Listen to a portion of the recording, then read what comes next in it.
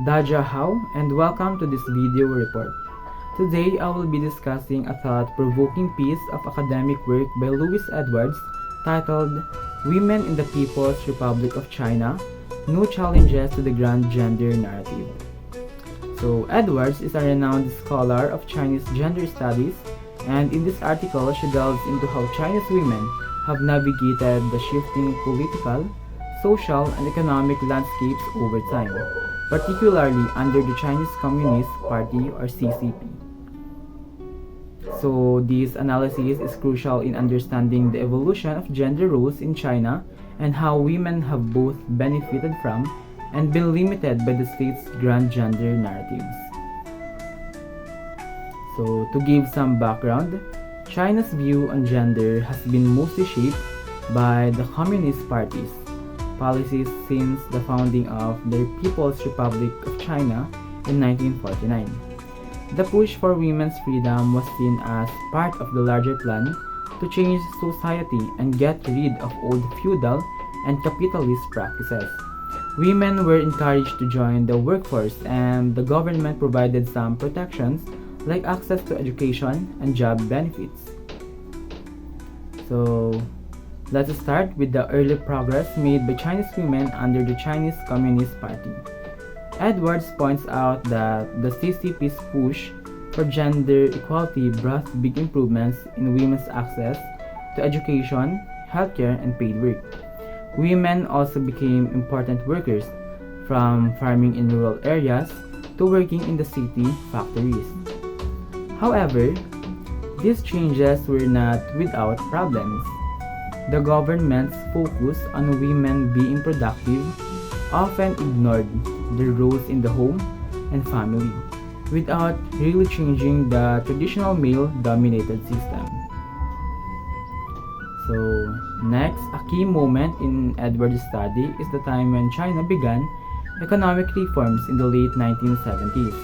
These reforms opened up China's economy but also brought back some forms of gender inequality that had been reduced during Maoist socialism. Edwards explains that as China moved towards a more capitalist system, the focus on making profits led to men and women being treated differently at work. Women were more likely to be given lower paying jobs or work in informal sectors, and they often faced unfair treatment in hiring and promotion. An important part of Edwards' argument is how traditional gender roles came back during this time. Edwards explains that these traditional views, often supported by media and government messages, pushed the idea that women should focus more on family than on their careers. This was clear in the government's promotion of the good wife, wise mother image, which stressed that women should keep the family happy and raise children, while quietly discouraging them from fully participating in the workforce.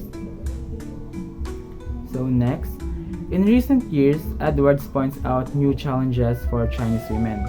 As China's economy became more focused on consumers, gender roles were treated more like products, with women often seen as symbols of beauty or family success. The one-child policy, which was only recently relaxed, also added pressure on women, making it harder for them to balance work and family. So moving on, Edwards argues that the CCP's big claims about gender equality are flawed. The idea of gender equality often hides the complicated realities women face in China. While the government has improved women's access to education and work, many policies have not really challenged the deep-rooted patriarchy that still affects gender roles in society. And Edwards suggests that for true gender equality to happen in China, there needs to be more than just surface changes. Deeper issues like labor, family roles, and cultural views of women must be addressed. And in summary, Louis Edwards' work provides a thoughtful critique of gender equality in China. It shows the many contradictions in how the state has approached gender issues, from the early revolutionary days to the time after economic reforms. While women in China have made significant progress, They still face ongoing challenges based on deep cultural, economic, and political issues. And this analysis encourages us to rethink big ideas about gender equality, not just in China but around the world. It emphasizes the need for constant awareness and action to make sure that gender equality is not just talk, but it is truly achieved in practice.